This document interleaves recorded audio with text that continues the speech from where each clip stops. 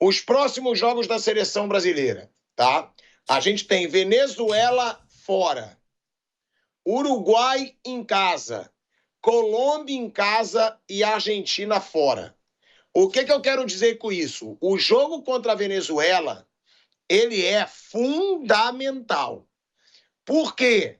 Porque depois o Brasil tem os 3 adversários mais difíceis das eliminatórias da América do Sul. Porque a gente dizia isso.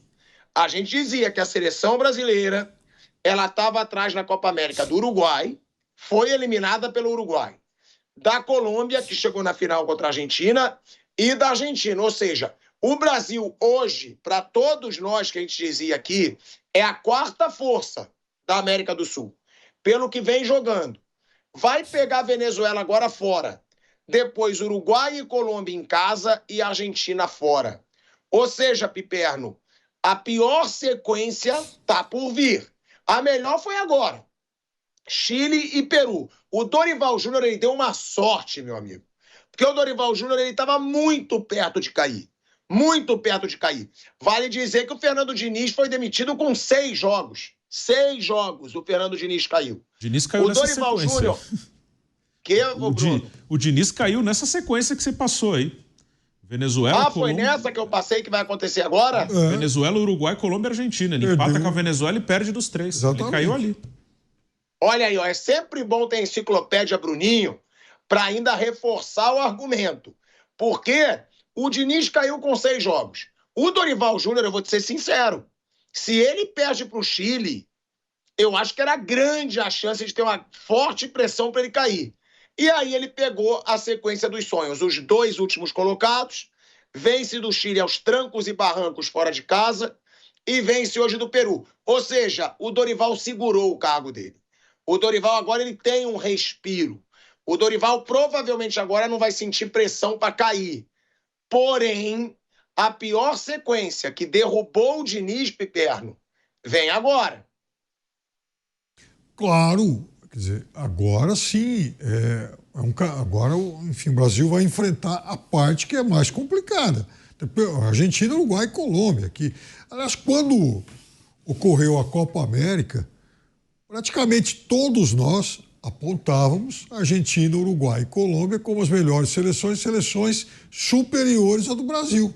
Aliás, foi inclusive uma delas, o Uruguai, que eliminou o Brasil e a Colômbia derrotou o Brasil antes.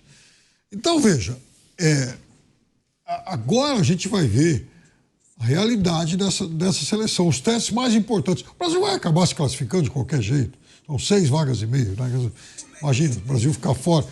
Aliás, são 6 vagas e meia e o Brasil tem como adversários nessa disputa Chile, Peru, Bolívia e Venezuela. Não dá para imaginar o Brasil atrás de qualquer uma dessas 4 seleções, embora tenha tropeçado na Venezuela aqui, né? Aquele jogo, aquele péssimo empate e tal. Mas vejam, agora vai ser um teste para que a gente possa, de fato, avaliar a nossa realidade. E eu insisto, a prioridade, eu nem esquento muito a cabeça com quem o Dorival, nesse momento aqui, vai escalar para ser o atacante do Brasil.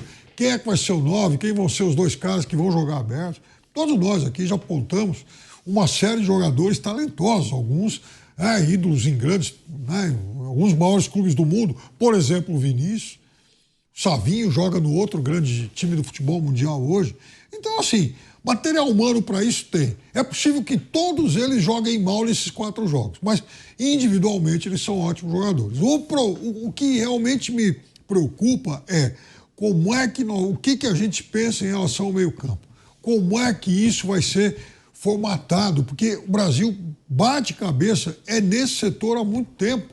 E assim, já são muitos anos em que o Brasil não tem ninguém brilhante para jogar no meio. E foi assim, por exemplo, na Copa da África, foi assim aqui no Brasil, foram assim nos 2 últimos mundiais com o Tite. Mas o problema é que agora o padrão ainda caiu.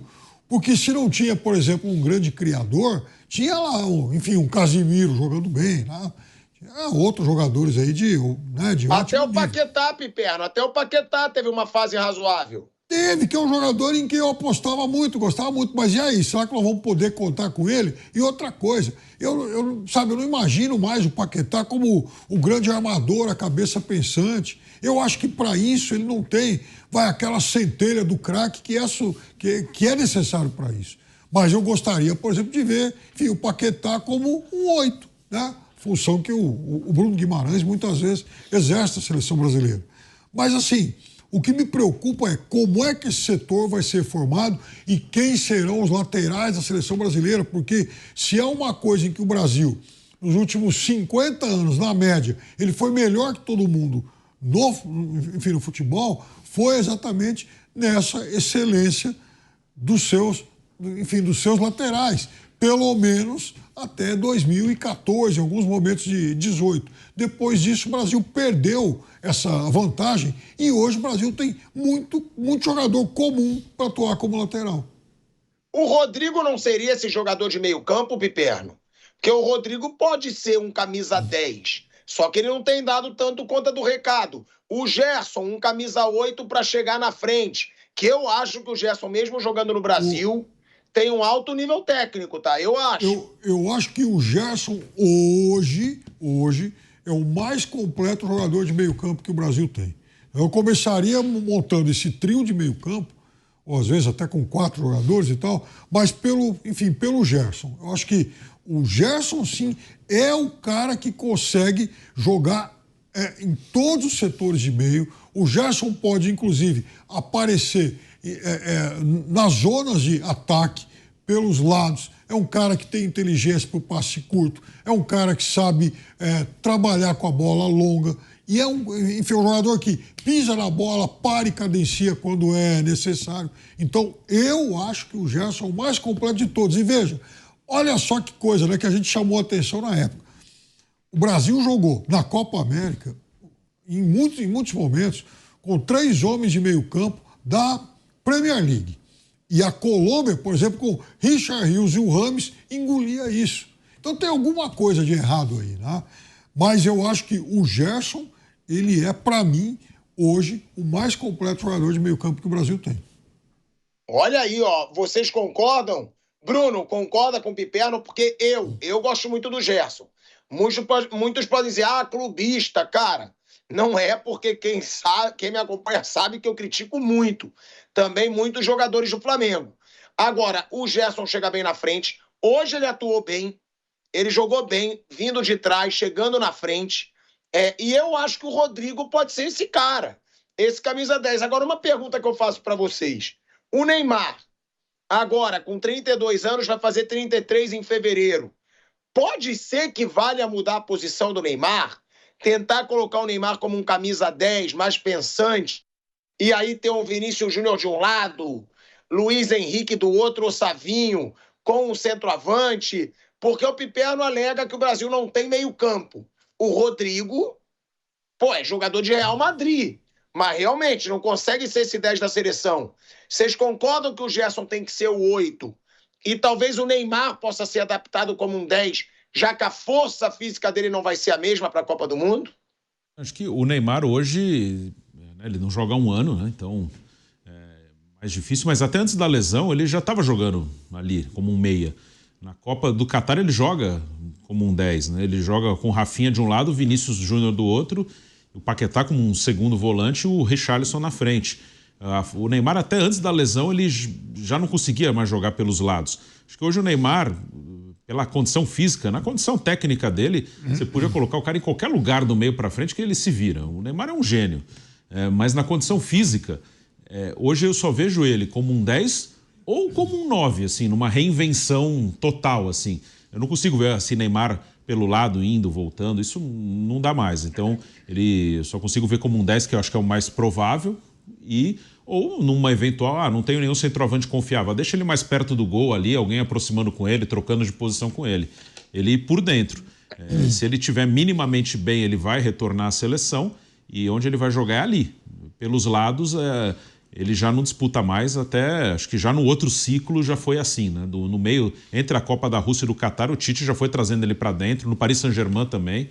Ele é um jogador hoje para jogar de 10 mesmo, e aí pelo lado tem um monte, né? Pelo lado sem exagero, você tem uns 8, 9 ali para escolher. E não é exagero o número, não. É isso mesmo. É Rodrigo, Rafinha, Luiz Henrique, Estevão, Martinelli, Vinícius Júnior. Tem um monte ali. Pelo lado do campo não falta jogador. Agora, o meio-campo, Bruno, para você e para o seu pai. O meio-campo ideal. O meu, eu acho que eu colocaria o primeiro volante, que eu não sei. É uma pena que o Casimiro esteja caindo tanto, porque eu colocaria o Casimiro mesmo mais velho, mas a fase não é boa. Mas eu colocaria Bruno Magalhães, Gerson, Neymar de 10, e aí colocaria Luiz Henrique de um lado pelo que está jogando hoje. Claro que o Estevão, jogando na seleção brasileira e crescendo, vai disputar muito essa vaga, na minha opinião. Vinícius Júnior e talvez Rafinha ou Igor Jesus, aí eu não sei. Mas qual seria o seu meio-campo e de lá para frente? Olha, para o próximo jogo, para o imediato, para a próxima data FIFA, eu manteria o Dorival, tenho certeza que vai manter Bruno Guimarães e Gerson. Acho que eles foram bem. Eles aproveitaram, eles entraram no intervalo contra o Chile. No intervalo contra o Chile, o Dorival tira o André e o Paquetá e coloca os dois. Melhorou o time com os dois. E hoje eles começaram e foram bem. Então, nesse momento, Bruno Guimarães e Gerson, e imagino que será assim nos próximos jogos aí com Venezuela e Uruguai. Aí o Neymar, quando estiver bem, ele é o 10, né? Para o próximo jogo, em novembro, ele não vai estar. Na direita, fala bem do imediato, vai falar próximo jogo, Venezuela. Eu imagino que vá Luiz Henrique na direita, Vinícius na esquerda.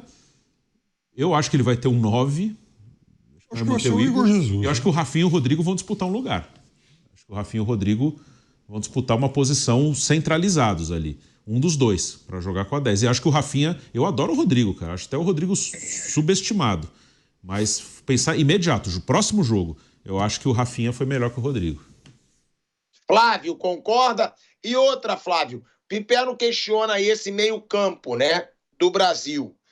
Você concorda com ele? Acha que é o grande ponto fraco hoje, junto com os laterais? Agora, lateral não tem jeito. Lateral, a safra não é boa. E eu acho que nem só no Brasil, né? Em quase todo mundo. A safra não é boa. Eu acho que o Wanderson pode crescer nessa seleção brasileira. Mas, realmente, lateral não... Eu não acho que a gente vai achar laterais que você diga, nossa, esses laterais vão decidir jogo. Vai ser o básico. O Ian Couto, né, também entrou, não decepcionou. O Guardiola mete zagueiro de lateral, né? Porque tá difícil, né? Tá realmente difícil. Aí ele bota a ponta bem aberto e quando esses jogadores eventualmente sobem, eles fecham. Mas não tem mais aquele ala, não se produz mais esse material. Roberto né? Carlos. Só o Arnold. Eu falar, realmente. E com relação ao meio-campo, eu faria Bruno Guimarães. Neste momento, o Gerson e o Rodrigo. Acho que o Rodrigo é um jogador de um nível muito alto e tem que jogar no time. Acho que ele é um jogador... Para mim, esse sim é um jogador que não tá numa boa fase, mas para mim é um jogador imprescindível ao time brasileiro. Mas nunca rendeu muito na seleção, né, Flávio? É muito parecido com o Vinícius. O Vinícius é um cracaço no Real Madrid, mas não consegue ser o Vinícius do Real na seleção. Eu acho que o Rodrigo é muito parecido. Mas acho que também o Vinícius vai jogar, né? Vai ser titular. Não tem como, né? Não tem como você mexer com essa posição. Então, eu acho que ali vai ser... Eu faria, né? Eu colocaria o Endrick no time, eu colocaria o Vinícius de um lado, e aí do outro lado, Savinho, provavelmente. Mas aí dá pra brigar um pouquinho. Como o Bruno falou, tem muita gente pelo lado do campo, né? O Luiz Henrique, né? Pode ser. Vai brigar pela posição, brigaria pela posição. Agora, vamos lá. Uma coisa que eu falo, tá? Que eu vou falar aqui. Luiz Henrique. Claro que ele não tem o peso do Vinícius Júnior. Claro que ele não tem o peso do Rodrigo. Mas suponhamos que o Rodrigo siga sem jogar nada na seleção brasileira. Suponhamos que o Vinícius Júnior siga sofrendo pressão e não conseguindo jogar o que ele joga no Real na seleção brasileira. E que o Luiz Henrique siga destruindo na seleção brasileira. Vocês acham que o Dorival teria coragem de tirar um medalhão para botar Luiz Henrique e Savinho? É uma pergunta, tá? De verdade. Porque o Luiz Henrique tá jogando muito na seleção brasileira. A camisa caiu muito bem nele. Claro que daqui a pouco ele pode não jogar mais nada. Murchar e pronto. Mas eu estou dizendo bem claramente, suponhamos que ele siga jogando muito na seleção. Vinícius Júnior e Rodrigo não entregando nada.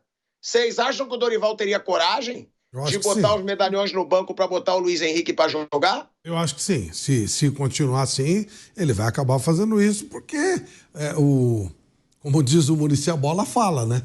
Você vai buscar o seu lugar lá. Eu não começaria, eu insistiria o máximo que eu pudesse com o Rodrigo e com o Vinícius, mas aí se vai, o outro entra melhor, vai chegar uma hora que a troca vai ser natural.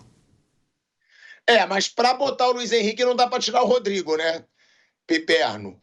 São posições bem diferentes. Teria que sair ou o Savinho, que está jogando muita bola, ou o Vinícius Júnior. Ô, Pilador, mas aí que tá o negócio.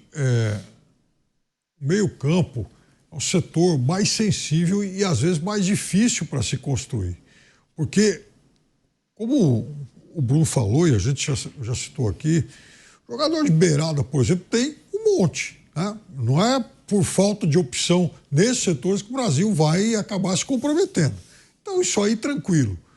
Eu acho que a safra de atacantes mais centrais, ela também vem oferecendo boas alternativas. Então, por enquanto, esses caras não conseguiram render bem, porque a qualidade de construção do jogo, que vem de trás, ela não é boa. Então, à medida em que o Brasil conseguir encaixar o meio-campo, esses caras naturalmente vão jogar melhor na seleção.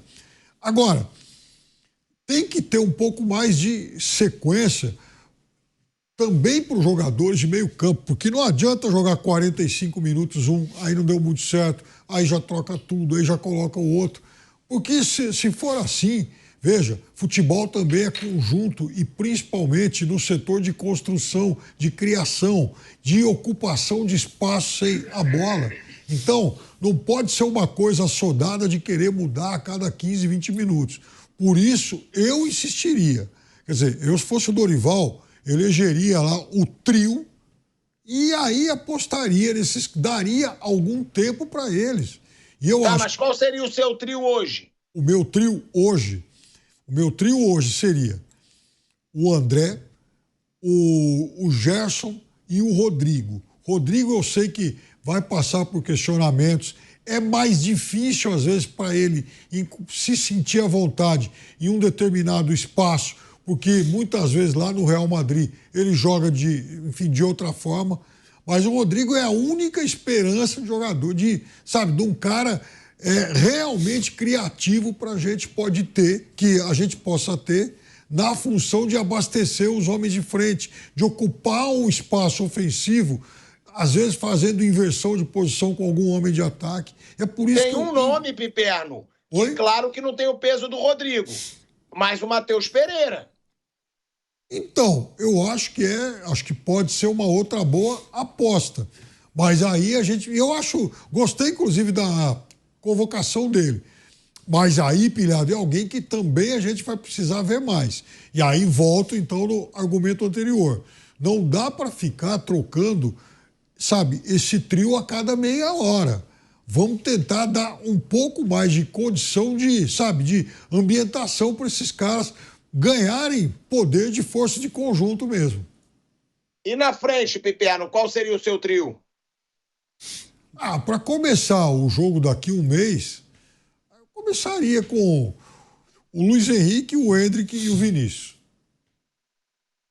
Olha só, então você tiraria o Savinho, que está muito bem, e o Igor Jesus, que agradou ao Dorival. Sim, mas eu acho que pode até haver quase que um revezamento nessas duas posições, porque, como eu disse, esse é o setor que menos me preocupa e de quem eu menos espero. Porque enquanto não acertar o trio do meio, nós vamos estar criticando esses caras de ataque toda hora. Porque, na verdade, tirando aí esses minutos contra esse cachorro morto aí, que era o time do Peru, ninguém jogou tão bem assim.